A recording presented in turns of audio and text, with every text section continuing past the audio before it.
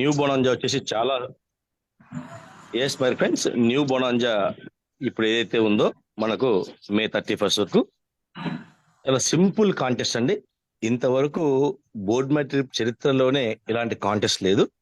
So దీన్ని ఈ warrior అనేటువంటి ప్రోగ్రామ్ ని ఈ బొనాంజాతో ముగించాలి అనేది కంపెనీ యొక్క ఉద్దేశం. సో ఇక్కడ మరి ఫ్రెండ్స్, ఈ బొనాంజాలో మీరు అచీవ్ అవ్వాలంటే ఫస్ట్ ఇక్కడ మీరండి, మీరున్నారు. మీరు కొత్తవారా పాతవారా సంబంధం లేదు. మీరు బ్రాంజ్ కాకుండా ఉన్నట్లయితే ఫస్ట్ మీరు బ్రాంజ్ అవ్వాలి. మీరు బ్రాంజ్ అవడానికి మన దగ్గర 3 కండిషన్లు ఉన్నాయండి. నెంబర్ 1, మీరు డైరెక్ట్ 12,600 పే చేసి బ్రాంజ్ అవ్వచ్చు.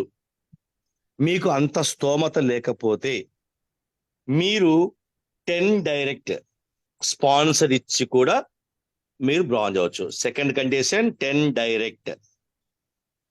ఈ 10 డైరెక్ట్ మీరు ఎప్పుడన్నా ఇవ్వండి, టైంతో సంబంధం లేదు.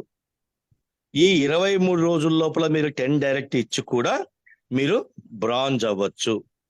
థర్డ్ కండిషన్, మీరు ఎలాగూ 10 డైరెక్ట్ ఇస్తున్నారు, ఆ 10 డైరెక్ట్ మీరు స్పాన్సర్ ఇచ్చి రీసెర్చ్ చేసుకుని ఒకే రోజు మీరు యాక్టివేషన్ చేసుకుంటే ఆ కింద వాళ్ళన్నిటిని, కింద మీరు ఇచ్చిన స్పాన్సర్ అన్నిటిని ఒకే రోజు మీరు యాక్టివేషన్ చేస్తే ఆ విధంగా కూడా మీరు బ్రాంజ్ అవ్వచ్చండి. సో బ్రాంజ్ అవడానికి 3 దారులు ఉన్నాయి. ఒకటి, 12,600 ట్రావెల్ ప్యాక్ తో మీరు బ్రాంజ్ అయిపోతారు. 2, మీరు 10 మందికి స్పాన్సర్. ఈ 10 మంది స్పాన్సర్ కూడా మీరు ఎట్టే పైన ఇచ్చుకోవచ్చు. మీకు ఒకవైపు పవర్ ఉండి ఇంకొక వైపు వీకర్ లో ఇచ్చుకున్నా ఓకే, లేదా లెఫ్ట్ 5 స్పాన్సర్, రైట్ 5 స్పాన్సర్ ఇచ్చి వాటిని యాక్టివేట్ చేసినా ఒకటే. సో ఈ విధంగా రెండవ క్రైటీరియా. మూడవది దస్కాదం.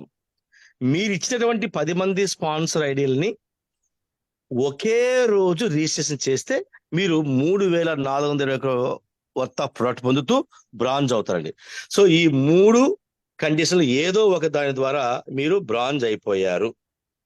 ఇప్పుడు మీకు లెఫ్ట్ లో 11 బ్రాంజులు, రైట్ లో 11 బ్రాంజులు తయారవ్వాలి.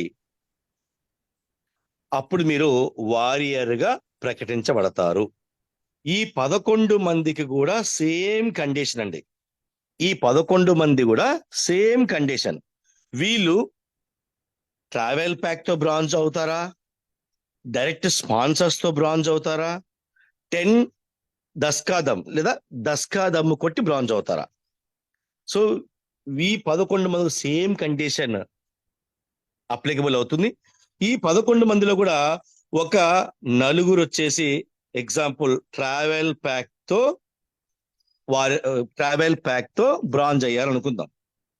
ఇంకొక 3 వచ్చేసి 10 డైరెక్ట్ స్పాన్సర్ ఇచ్చి బ్రాంజ్ అయ్యారనుకుందాం. సో ఇక్కడ 7 అయిపోయారండి.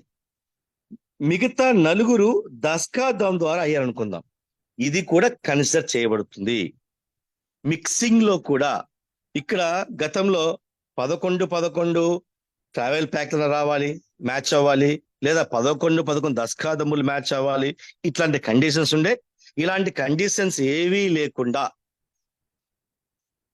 అతను బ్రాంజ్ అయితే చాలు.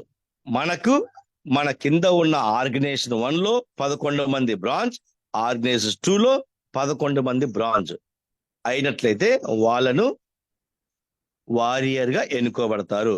ఇక ఆ తర్వాత నెక్స్ట్ సేమ్ క్రైటీరియా 36 అయితే మనకు బైక్ ఫండ్, తర్వాత 100 మెంబర్స్, ఇవి తర్వాత 500 మెంబర్స్, ఇవంతా కామన్ అండి. అవి కూడా సేమ్ ఇదే విధంగా మీకు లెక్కలోకి తీసుకోబడతాయి. ఇది కాకుండా పవర్ క్యారీ ఫార్వర్డ్. ఇదంతా లేదండి, నాకు ఒక సైడ్ టీం మొత్తం నిద్రపోతుంది, నాకు పవర్ ఉందనుకుంటే మీరు 400 పీవీలు మ్యాచ్ అయినా సరే క్యారీ ఫార్వర్డ్ తో ఆ విధంగా కూడా మీరు వారియర్ అవ్వచ్చు.